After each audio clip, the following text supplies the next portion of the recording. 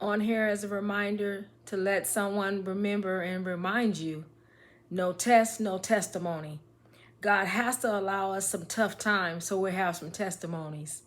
I know we don't want tough times because tough times are tough, but no test, no testimony.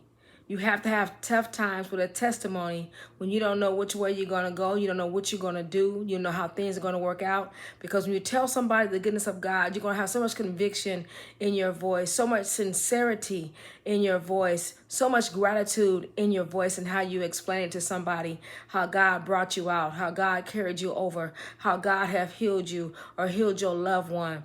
You know what I mean? And if God decides that he's taking people home, because some of us are sad because loved ones have gone on, and you're mad and sad because you have to go back to work, but don't you know God has to allow you to multitask?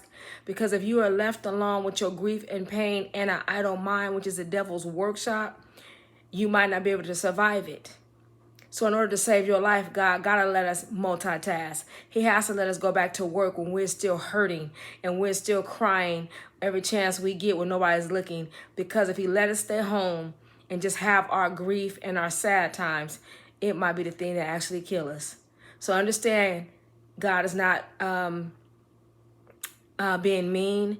God is actually being loving, even when we don't understand it. Even in hard times, God is trying to teach us something and cultivate something in us, and sometimes remove some things out of us, and sometimes to show us our own character. So we'll be blessed, be inspired, and knowing no tests, no testimonies. And if there's no testimonies, you can't tell anybody how good God is. Be blessed.